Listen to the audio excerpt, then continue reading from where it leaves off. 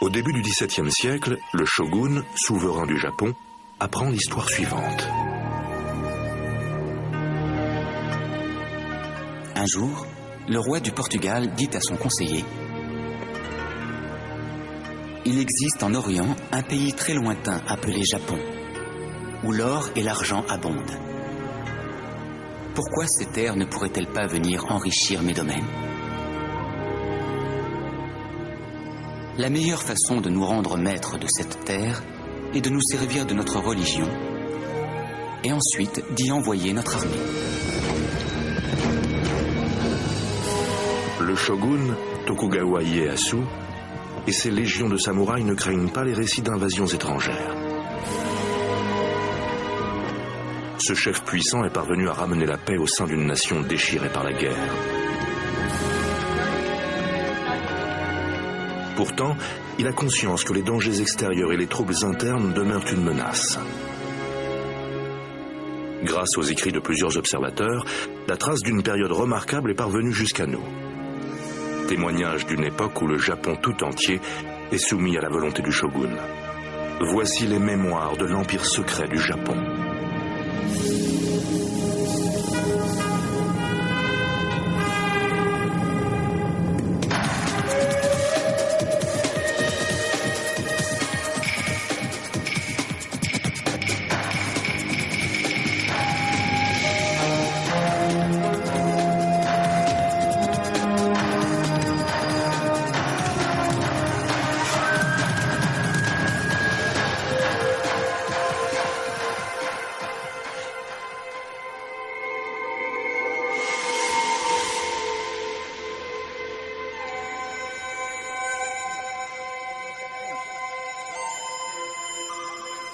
Alors que nous étions au Japon depuis 5 ou 6 jours, un jésuite portugais fit son apparition et prétendit que nous étions des pirates.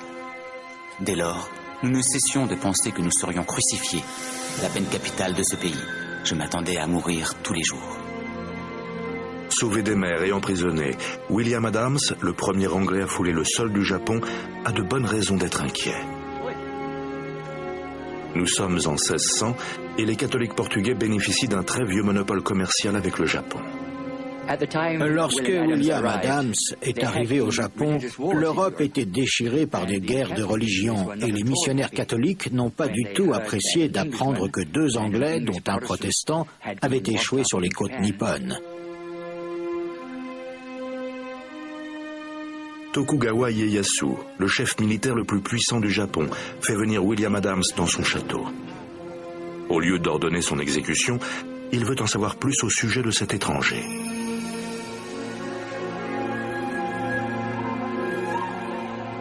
Une convocation pour le moins inhabituelle, lorsque l'on sait que seuls les militaires de haut rang ont l'honneur d'être reçus par le shogun en personne.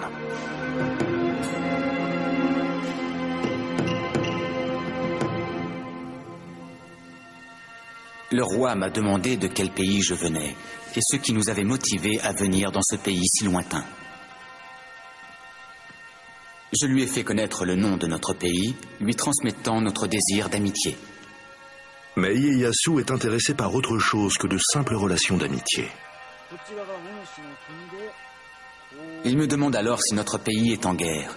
Je lui réponds oui, contre le Portugal et l'Espagne. Il m'a posé diverses questions. Il m'a demandé en quoi je croyais et quel était le chemin que nous avions pris pour venir dans ce pays.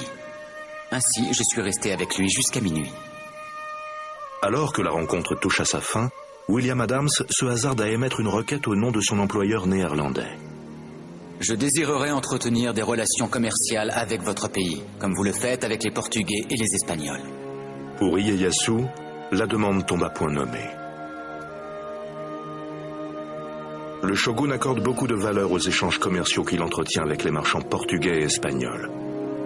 Néanmoins, leur missionnaire catholique, qui prêche la foi en un Dieu plus puissant que lui, le préoccupe grandement. Afin de lutter contre l'influence de ceux qu'il considère comme une menace à sa propre autorité, Ieyasu exige d'avoir sa propre marine marchande. Et pour cela, William Adams dispose des compétences adéquates.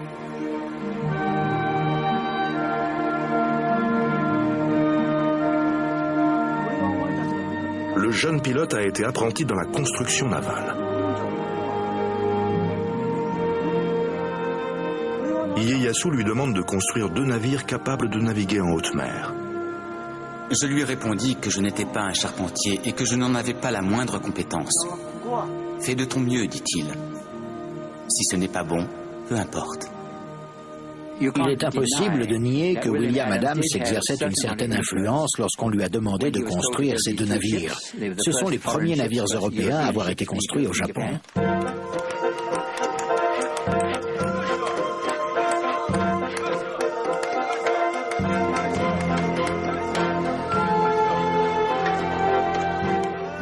Ils étaient construits par des ouvriers japonais, bien évidemment sous son contrôle.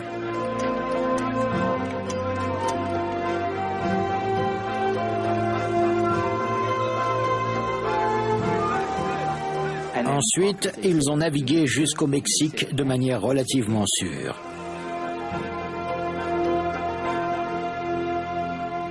Désormais, Ieyasu dispose de l'avantage qu'il désirait. Il n'hésite plus alors à expulser les missionnaires catholiques qui ne cessent de convertir de nouveaux fidèles et de créer de nombreux problèmes. La vie était suffisamment compliquée sans ces étrangers agaçants qui s'immisçaient un peu partout.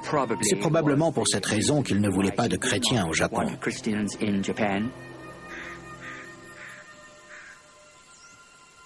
Ieyasu remplace son interprète catholique par William Adams, qui est parvenu rapidement à maîtriser la langue japonaise. C'était bien évidemment un protestant. Ieyasu savait qu'Adams n'avait aucun intérêt à aider les missionnaires catholiques. C'était donc un homme qu'il fallait avoir à ses côtés. Ieyasu désire entretenir ses rapports commerciaux avec l'Occident, mais selon ses propres termes. Adams le convainc que les protestants n'ont aucune intention de convertir son peuple. Ieyasu fera d'Adams son agent commercial, qui négociera, en des termes particulièrement favorables, des accords au nom de la Compagnie néerlandaise des Indes orientales. L'installation des Hollandais est faite à présent. Je leur ai obtenu des privilèges commerciaux que les Espagnols et les Portugais n'ont jamais pu obtenir au terme de 50 ans de présence au Japon.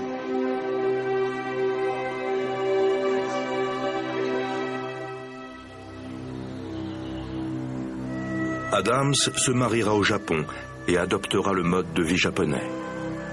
Il arbore le kimono traditionnel et se voit autorisé à porter les 2 sabres des samouraïs. Il se verra offrir une propriété dotée d'environ 80 domestiques, ce qui est de loin bien mieux que ce que son niveau de vie aurait pu lui permettre en Angleterre. Je crois que sur la fin, il ne désirait plus retourner en Angleterre parce qu'il savait qu'il redeviendrait un simple ouvrier, tandis qu'au Japon, il avait de très nombreux domestiques à son service.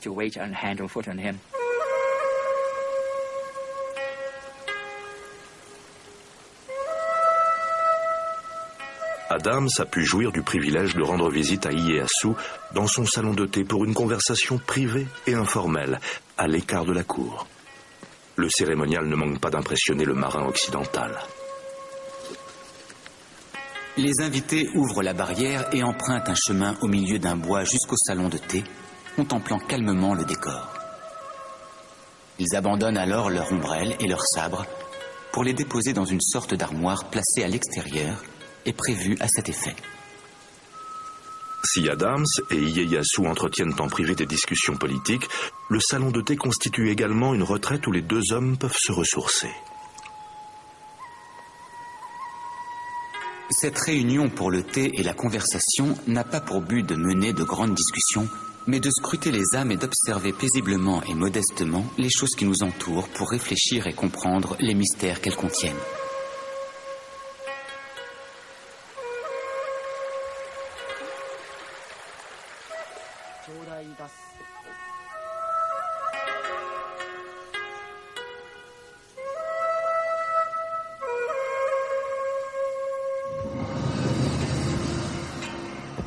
Ieyasu craint qu'une modification de sa politique extérieure ne vienne compromettre une paix qu'il a eu tant de mal à forger. Néanmoins, son principal défi demeure le maintien du contrôle des 260 chefs militaires et de leurs formidables armées de samouraïs, farouchement épris d'indépendance.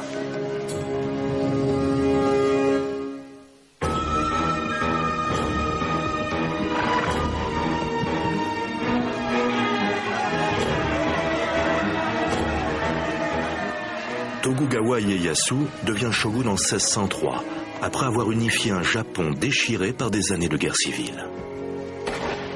Tous les grands chefs militaires se battent depuis un siècle.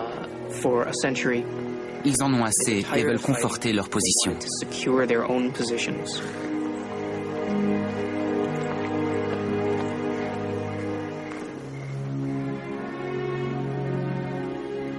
Mais comme le décrit un chroniqueur de la cour, la tâche n'est pas simple à réaliser.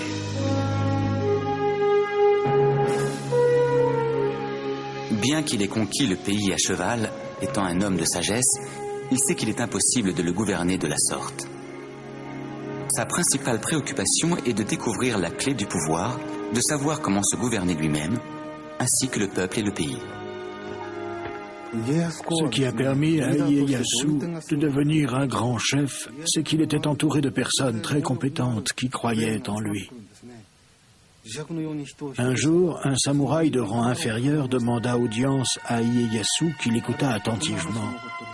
Une fois le samouraï parti, un seigneur dit à Ieyasu « Quelle perte de temps !» Le shogun répondit alors « Il a fallu un grand courage à cet homme pour m'approcher. Si je ne l'avais pas écouté, il ne serait jamais revenu. » Mais la paix ne peut être garantie par un seul souverain, aussi puissant soit-il. Ieyasu sait qu'il doit diminuer le pouvoir des daimyo, les seigneurs féodaux. Ces seigneurs possèdent de très vastes domaines centralisés. Leur souci principal consiste à essayer de contrôler tout et tout le monde à l'intérieur de leurs terres. Ils contrôlent la production des ressources, la vie de leurs guerriers et la vie des paysans.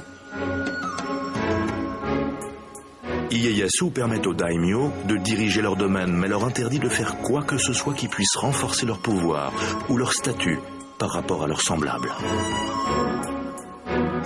Sous le règne des Tokugawa, les daimyo sont contraints de se contenter de leur unique château. Pour l'agrandir, ils doivent en obtenir l'autorisation. S'ils désirent un nouveau navire, ils doivent en faire la demande au shogun. Dans le cas d'une alliance par mariage, celle-ci est conditionnée à l'approbation du souverain. Grâce à ce type de contrôle, Ieyasu parvient à maintenir la paix.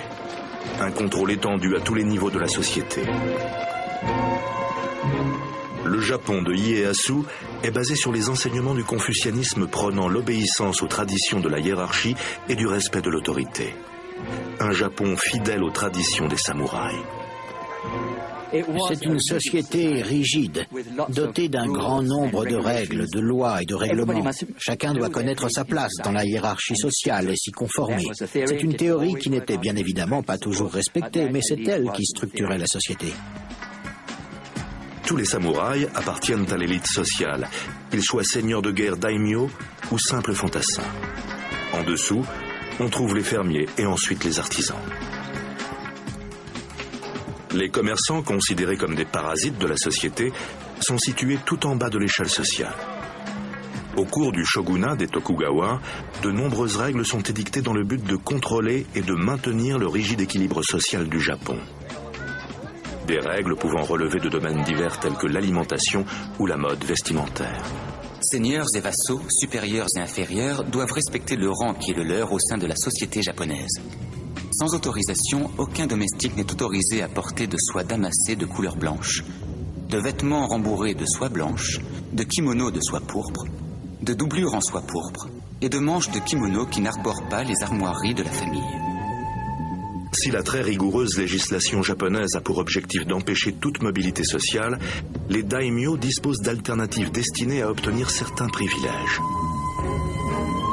Suite à un décret promulgué par Ieyasu, les seigneurs doivent participer à la construction de son château, ainsi qu'au développement de Edo, la ville environnante. La construction prend des allures de grands concours, au cours duquel chaque daimyo tente de gagner les faveurs du shogun.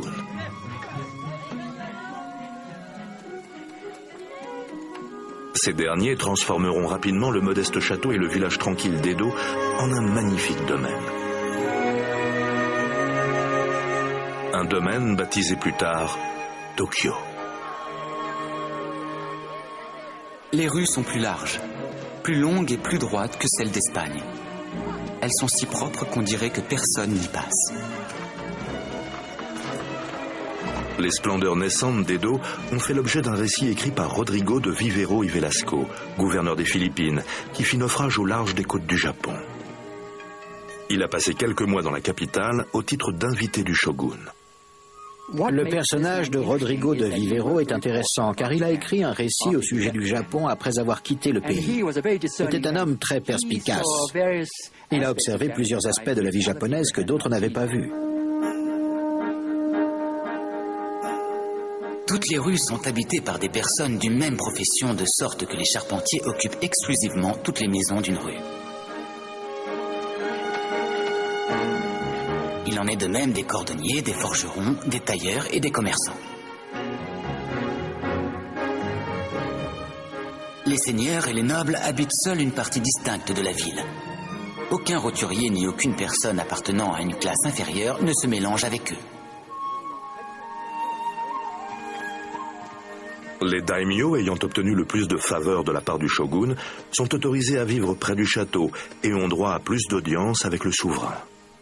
Un jour où Vivero y Velasco était au château pour une audience avec Ieyasu,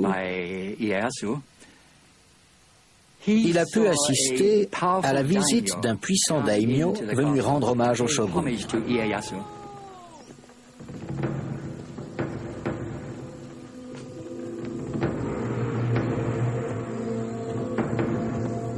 C'est alors qu'entra l'un des plus grands nobles du Japon, dont les présents qu'il apportait permettaient de deviner son rang. Lingots d'argent et d'or, robe de soie. Tout cela fut tout d'abord déposé sur des tables. L'empereur ne daigna pas y jeter le moindre regard. Le daimyo se prosterna à 100 pas du trône. Il baissa sa tête si bas qu'il donna l'impression de vouloir embrasser le sol. Personne ne lui dit le moindre mot, et lui ne leva pas les yeux en direction du souverain. Ensuite, quelqu'un tapa des mains pour signifier la fin de l'audience. Sans mot dire, la fin de l'entrevue avait été décidée, et le daimyo repartit en arrière, toujours à genoux. Rodrigo de Vivero y Velasco a été fortement impressionné par ce qu'il a vu. Il a pu constater le grand pouvoir de Ieyasu. Il a vu un puissant daimyo, seigneur ayant droit de vie ou de mort sur ses terres, adopter une position peu altière pour rendre hommage au shogun.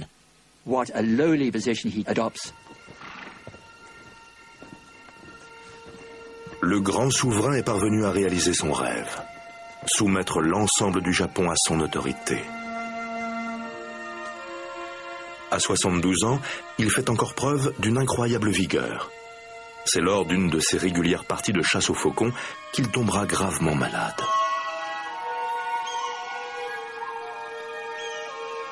Alité et mourant, il organise tous les détails de ses funérailles.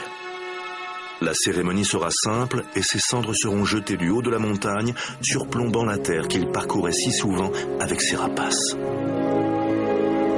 Ici, il est persuadé que son esprit pourra s'élever au-dessus de sa terre bien-aimée et préserver l'unité de son royaume.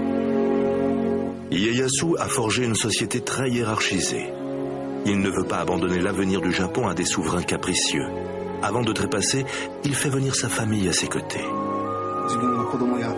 Il dit à ses enfants et ses petits-enfants réunis autour de lui, « Parce que vous êtes ma descendance, vous deviendrez des shoguns. À ce titre, il est important que vous gouverniez le pays pour le bien du peuple ou le ciel vous punira. Vous devrez également gouverner pour le bien du pays. Ce monde n'appartient pas au Tokugawa et ne peut être gouverné selon vos seuls désirs. »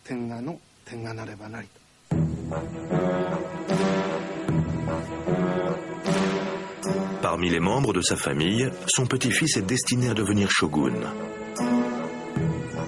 Le jeune Iemitsu grandira déterminé à marcher sur les traces de son illustre grand-père.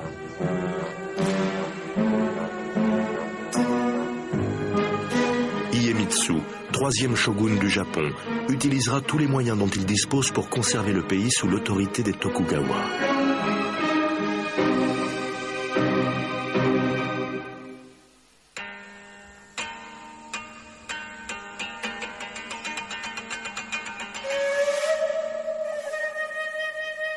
Iemitsu voue une vénération sans borne à son grand-père.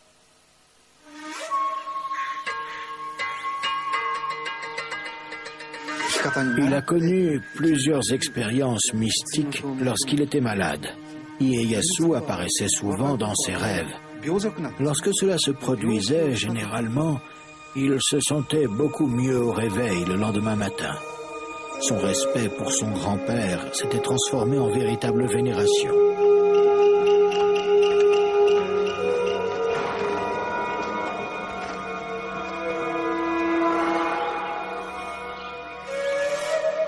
Iemitsu portait toujours sur lui un porte-bonheur contenant un morceau de papier sur lequel était écrit « Vivre comme mon grand-père aurait vécu ». Outre sa volonté farouche de suivre les traces de son grand-père, le jeune shogun fera preuve d'une sévérité bien plus grande que son aïeul. Peu après son couronnement, Iemitsu convoqua tous les daimyo du pays dans son palais. Les seigneurs attendirent toute la journée dans le froid, sans nourriture et sans abri.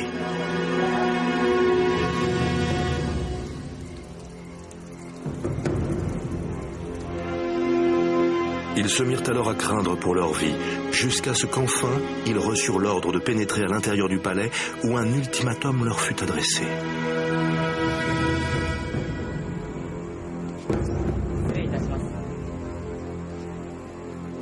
Depuis ma naissance, j'occupe une position de supérieur et de maître. Je traiterai dorénavant tous les daimyo comme mes sujets. Ceux d'entre vous qui oseraient me désobéir retourneront immédiatement dans leur province pour réparer leur château et préparer leur armée. J'agirai alors en conséquence. Iemitsu est un shogun fascinant. C'est le premier shogun qui ne conduit pas ses troupes à la bataille. Il n'a pas prouvé sa valeur sur le terrain. Quand il est devenu shogun, il n'est pas arrivé en poste avec ses propres hommes.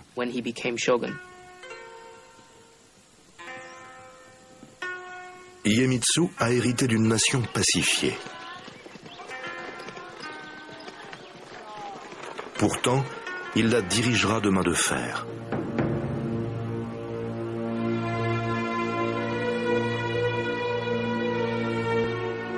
Il n'écoute que très peu de conseillers et ne fait preuve d'aucune pitié.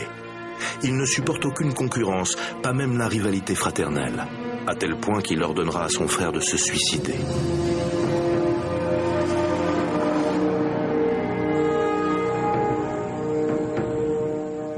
Sous leur shogunat, les Tokugawa se comportent de manière très capricieuse à l'encontre des seigneurs qui désobéissent aux règles ou aux règlements auxquels ils sont tenus de se conformer.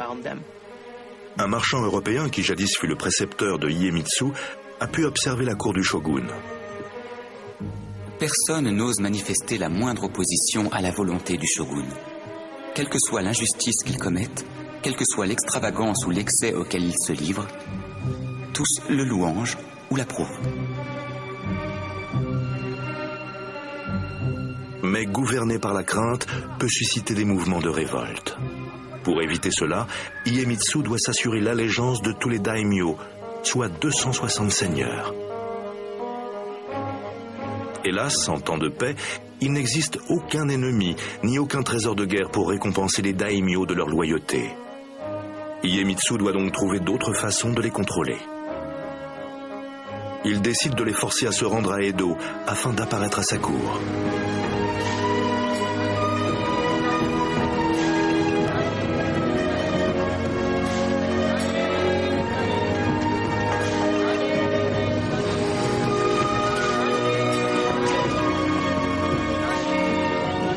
Un voyage qu'il n'effectue pas seul, comme a pu en témoigner un voyageur allemand.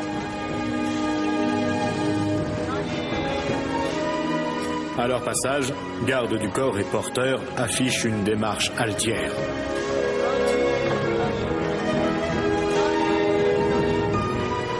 À chacun de leurs pas, ils soulèvent les talons presque jusqu'au postérieur, tout en propulsant en avant le bras opposé. Ils donnent l'impression de nager dans l'air.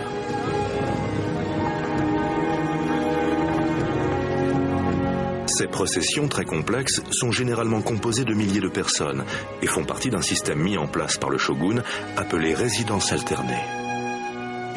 La résidence alternée a évolué sous le régime des Tokugawa. Son principal objectif était de contraindre les grands seigneurs à passer une partie de l'année à Edo et une autre partie de l'année dans leur fief. Ils devaient faire l'aller-retour en respectant des horaires stricts, tandis que leurs femmes et leurs enfants devaient demeurer à Edo. C'est le plus grand contrôle administratif opéré sur des seigneurs au cours du shogunat des Tokugawa.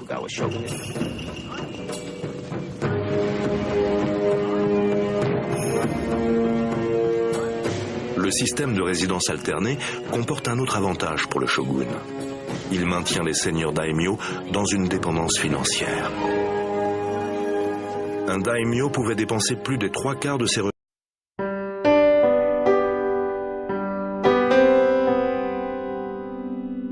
revenus pour la procession, ainsi que pour faire vivre son armée de samouraïs une fois à Edo.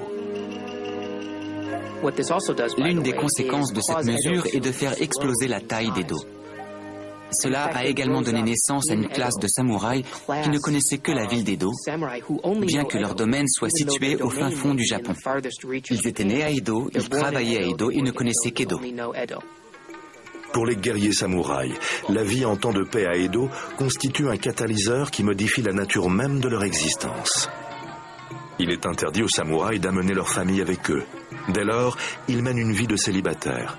Ils reçoivent un très modeste traitement pour accomplir leurs tâches officielles. Le matin, au réveil, leurs cheveux étaient coiffés par un autre samouraï.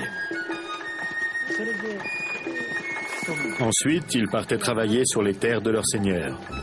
Ils faisaient cela tous les 4 ou 5 jours. Ces samouraïs ne travaillaient que le matin et ensuite rentraient déjeuner. Vers 2 heures de l'après-midi, ils allaient en ville.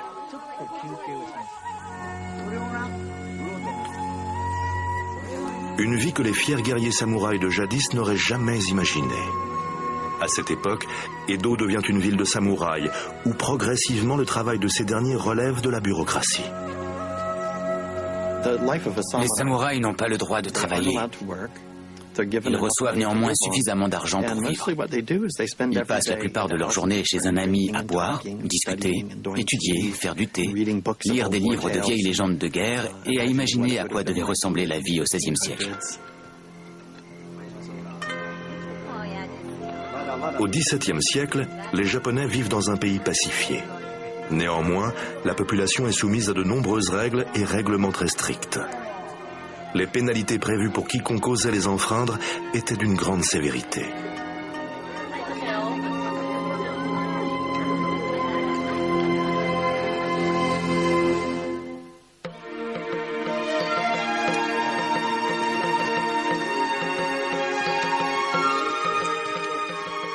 Agitant nos papiers, soufflent les vents du printemps, au moment où, par les barrières ouvertes, nous partirons reconnaissants.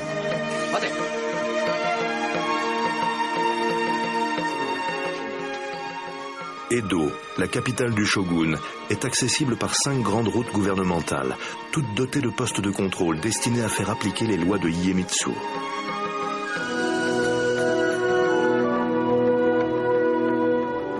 Le shogun a fait améliorer l'état des routes afin que ses messagers puissent atteindre rapidement toutes les régions du Japon.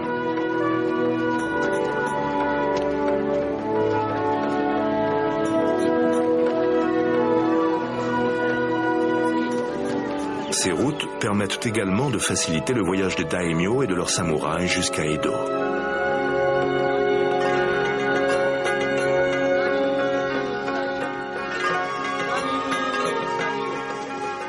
Néanmoins, pour la plupart des Japonais, voyager demeure une entreprise parsemée d'embûches.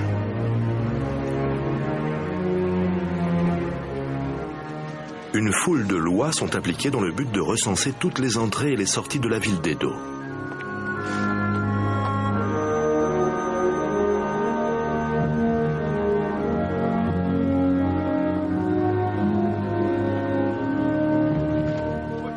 Presque tous les Japonais doivent être munis de passeports, hormis les artistes itinérants, capables de prouver leur identité en exerçant leur talent, ainsi que les lutteurs de sumo, dont la corpulence suffit à prouver leur profession.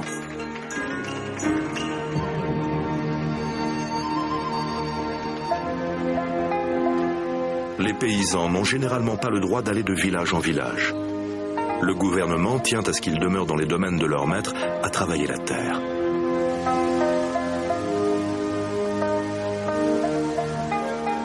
Les Japonais, ne disposant pas de documents administratifs réglementaires, tentent souvent d'éviter les postes de contrôle en empruntant des chemins de traverse.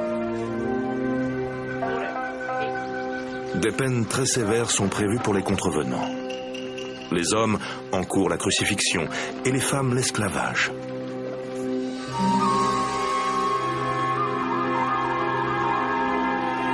Au milieu d'un dispositif juridique aussi abondant, il est difficile pour la population de savoir lorsque les édits de shogun s'appliquent.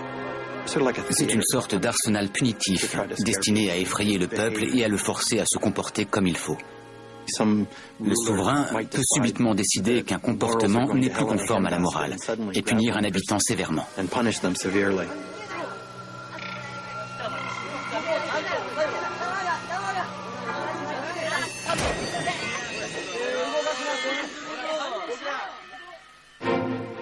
En dépit d'une grande incertitude et contre toute attente, le voyage jouit d'un soudain regain d'intérêt.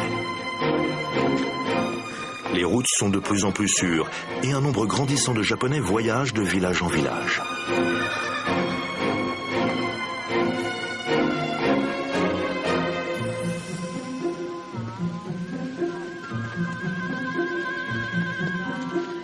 La route la plus empruntée est celle de Tokaido, une route de 480 km reliant Kyoto à Edo.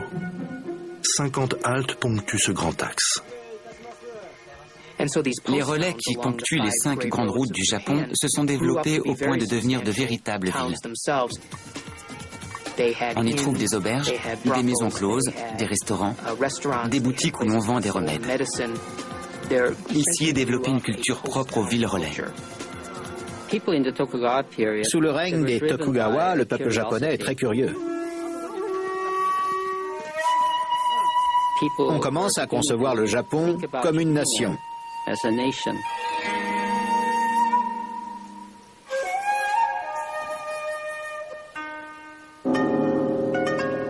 Les carnets de voyage se vendent très bien. Inoue Tsujo est une jeune femme samouraï et écrivain qui a emprunté la route de Tokaido. Elle décrit son voyage dans son journal.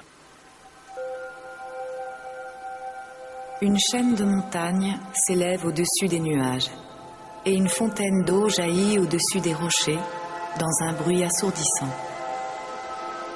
Dans les côtes, nous avons l'impression d'être attirés en arrière et dans les descentes, nous avons l'impression d'être poussés le long du chemin. Nous avons souvent peur.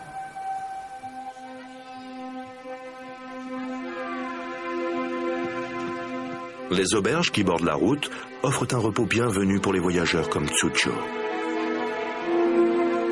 Elle est en route vers Edo, où elle doit servir dans la résidence d'un samouraï de haut rang. Bien que la nature du voyage d'Inoue Tsujo soit officielle, et en dépit de la présence de son frère, le périple de la jeune femme demeure parsemé d'embûches. Si tous les voyageurs doivent se conformer à des règles strictes, les femmes sont soumises à des contrôles plus rigoureux encore. Au XVIIe siècle, il était très difficile de voyager lorsqu'on était une femme. Elle devait tout d'abord obtenir l'autorisation de quitter le foyer, dont elle devait assurer le nettoyage et la cuisine. Le permis de voyage pour les femmes était beaucoup plus compliqué. De nombreux postes de contrôle ne les laissaient pas passer parce qu'elles devaient subir une fouille corporelle. Seuls des officiers femmes étaient autorisés à le faire et il y en avait très peu dans les postes de contrôle.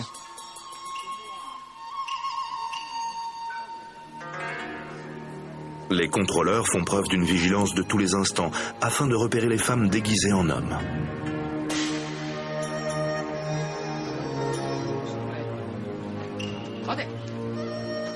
À son arrivée au poste de contrôle, Tsujo est inspectée par une garde plus âgée.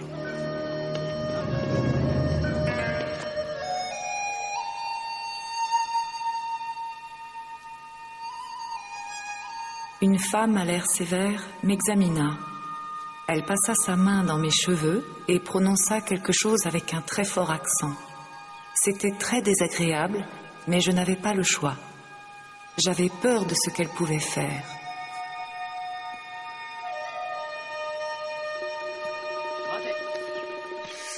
Lors d'un autre contrôle, la formulation de son laissez-passer lui vaut de nouveaux soucis.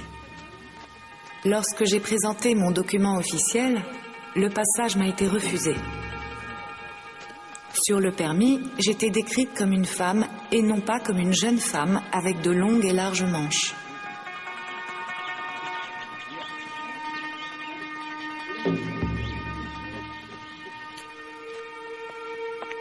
Je dus alors retourner à l'auberge. J'étais effondrée.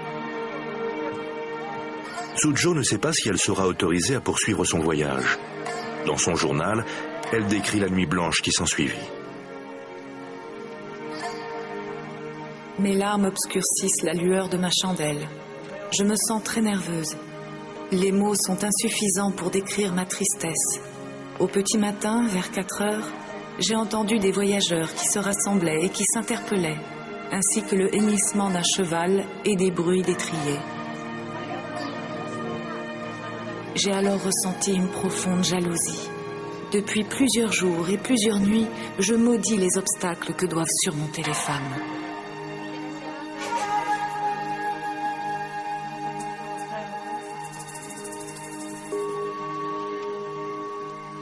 La détresse de Tsujo n'a rien d'inhabituel. Sous le règne de Iemitsu, quiconque enfreint les règles encourt de sévères punitions. Une communauté particulière subit une persécution systématique pour ses croyances, les chrétiens.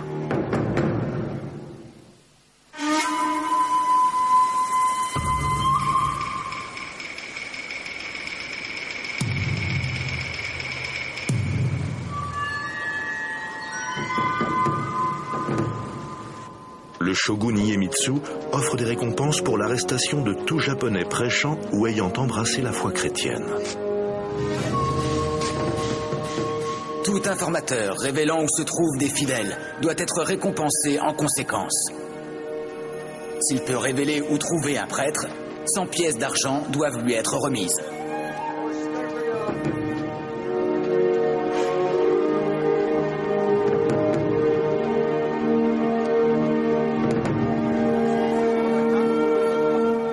Il ne faut pas oublier que lors de cette période de l'histoire japonaise, la répression est omniprésente.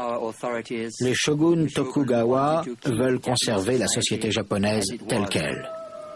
Cela conduit certaines personnes à considérer la chrétienté comme une religion subversive, susceptible de bouleverser la structure sociale, la hiérarchie sociale du Japon. Sous le règne de Iemitsu, tous les missionnaires étrangers sont victimes de déportation. Mais cela n'empêche pas les chrétiens japonais orphelins de conserver leur ferveur.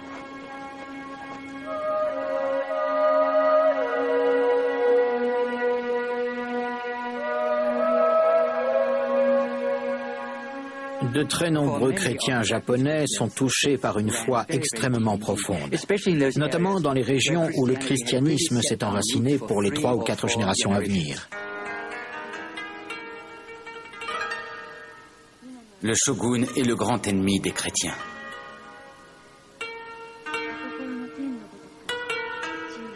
Un marchand européen témoigna des persécutions dont il fut le spectateur.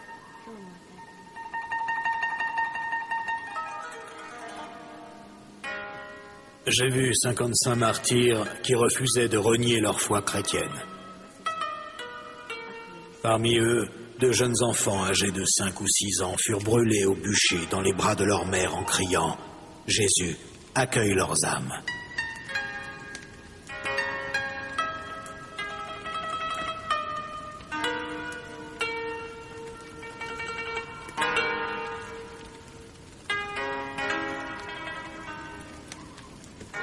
Je dirais que progressivement, Iemitsu, le 3e shogun du Japon, a développé une crainte pathologique et morbide du christianisme.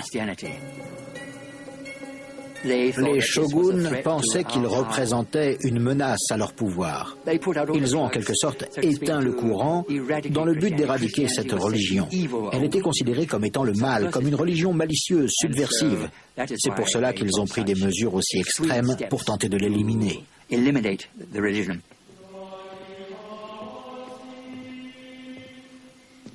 En dépit des persécutions, le christianisme a su toucher de nombreux Japonais mécontents. Ils entrèrent en résistance, prêts à devenir des martyrs au nom de leur foi. Je suis japonais et frère jésuite. Je n'ai commis aucun crime, pourtant je meurs simplement pour avoir prêché la religion de notre Seigneur Jésus-Christ. Je me réjouis de mourir pour cette cause. C'est une grande bénédiction. J'affirme assurément qu'il n'existe point d'autre salut que la voie chrétienne.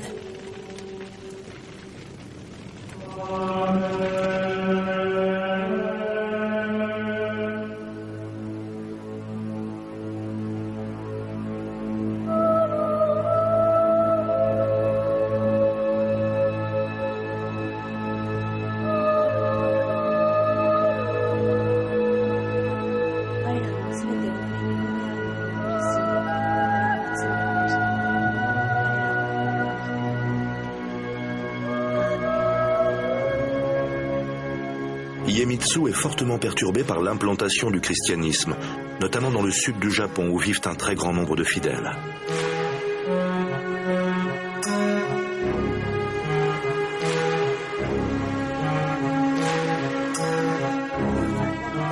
Comble de l'indignation, nombre d'entre eux sont d'anciens samouraïs contraints de se reconvertir en artisans ou paysans.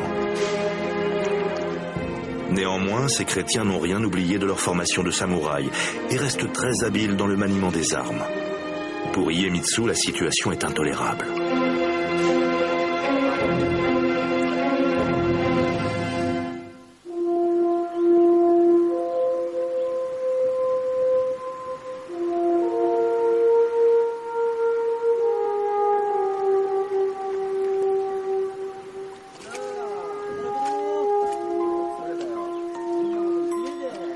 L'absolutisme du shogun n'épargne aucun aspect de la vie de la population, pas même celle des paysans.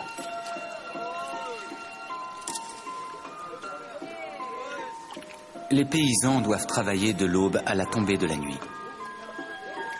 Épouses et filles doivent préparer le repas 3 fois par jour, porter un bandeau rouge et apporter le repas au champ.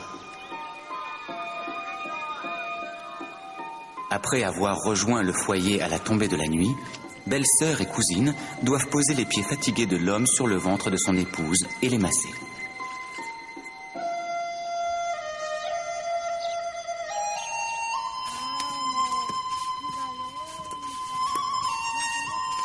Outre les édits insupportables du shogun, les fermiers sont également soumis à de très lourds impôts.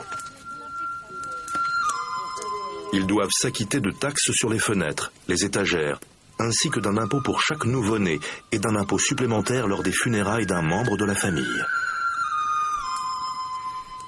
L'impôt est payable en riz, la devise de l'époque.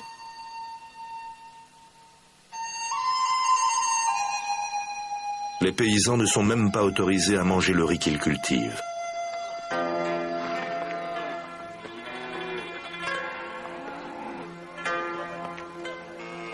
Ces impôts sont prélevés par les daimyo afin de financer leurs coûteuses processions jusqu'à Edo et afin d'assurer la subsistance de leurs samouraïs.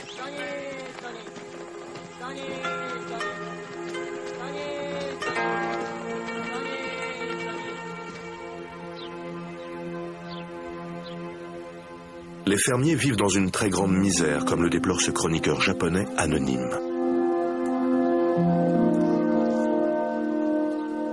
Chaque année, la fatigue accable encore plus les paysans. Comment est-il possible de vivre dans de telles conditions ?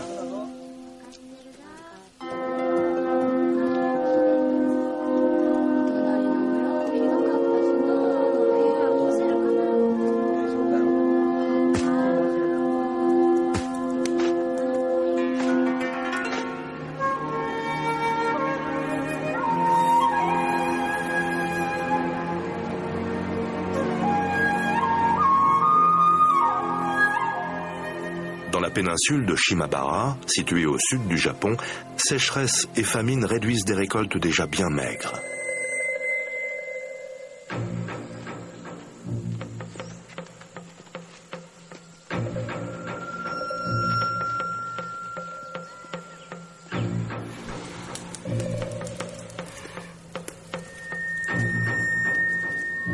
Les paysans incapables de payer l'impôt sont sévèrement punis. Au milieu du mois de décembre de l'année 1637, un terrible incident met le feu aux poudres.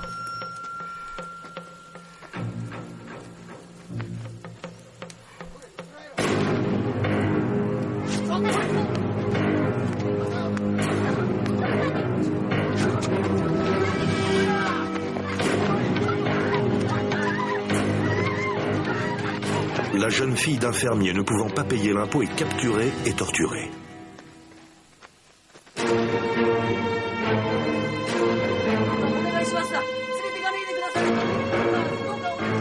Dans un accès de fureur et accompagné d'amis, le père tue le gouverneur local.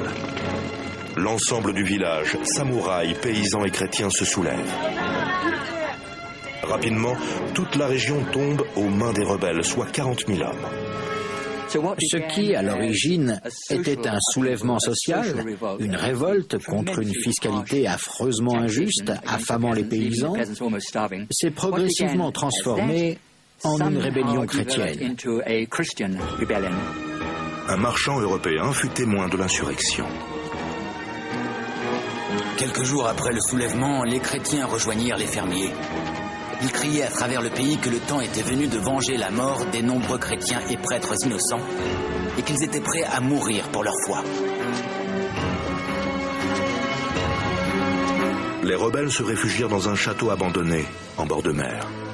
Se sentant protégés, ils firent venir femmes et enfants à l'intérieur de la forteresse où ils se barricadèrent.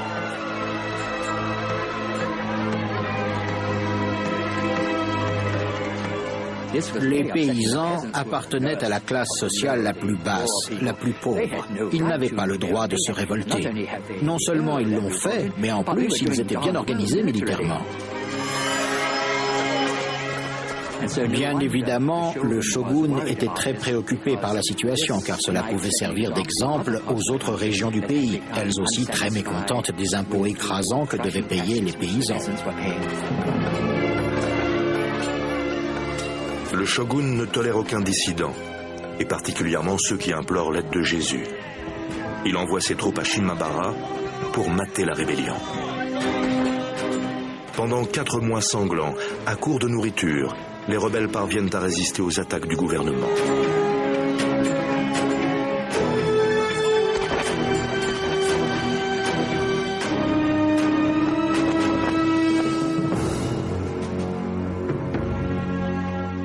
Iemitsu, exaspéré de voir la rébellion perdurer, demande aux Néerlandais d'envoyer un navire armé de canons pour attaquer le château assiégé. Les Hollandais ne tenaient pas à participer à cette campagne. Néanmoins, ils voulaient désespérément conserver les accords commerciaux qu'ils avaient conclus avec le Japon. S'ils n'obéissaient pas aux ordres du shogun, celui-ci risquait de leur dire « Puisque c'est ainsi, vous pouvez rentrer chez vous ». Le shogun donne l'ordre d'incendier le château. Les rebelles résisteront farouchement mais ne pourront éviter une fin inéluctable. Finalement, les résistants affamés à l'intérieur du château assiégé devront se rendre. Leur reddition donnera lieu à un terrible massacre.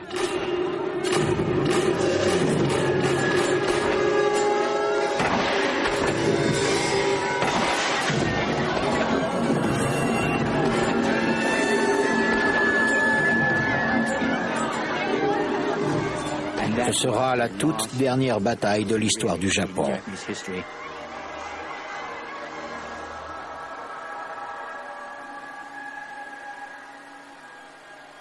La rébellion de Shimabara fournit au shogun le prétexte idéal pour éradiquer le christianisme. Le shogun prit par la suite des mesures draconiennes en coupant le Japon de toute influence chrétienne, en isolant le pays. Iemitsu estimait que ces étrangers avaient causé trop de soucis et qu'ils constituaient une complication inutile dans son organisation sociale. Il tenait à conserver la société japonaise telle qu'elle était à l'époque. Il refusait tout changement. Iemitsu promulgue plusieurs lois restreignant les voyages à l'étranger. Sous peine de mort, aucun Japonais n'est autorisé à quitter le pays, et ceux déjà à l'étranger n'ont plus le droit de revenir.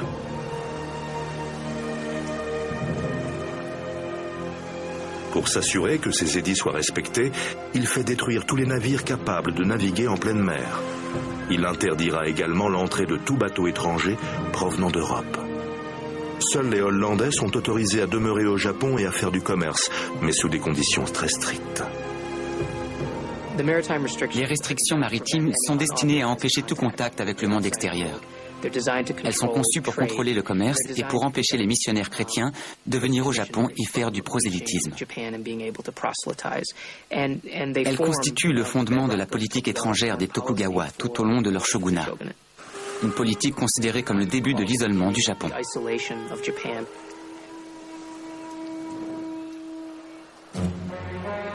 2 ans plus tard, au mépris de l'interdiction du shogun, une délégation officielle portugaise accoste au Japon.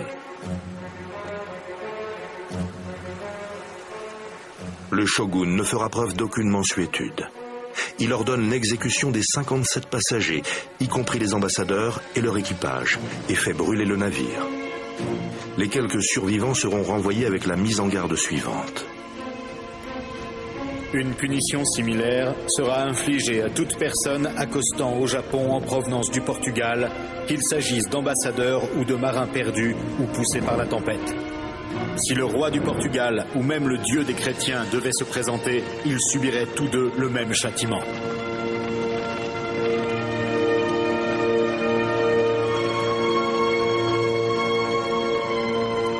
Les portes du Japon se referment définitivement. Elles ne s'ouvriront de nouveau à l'Occident que 200 ans plus tard. Telle fut la volonté du shogun.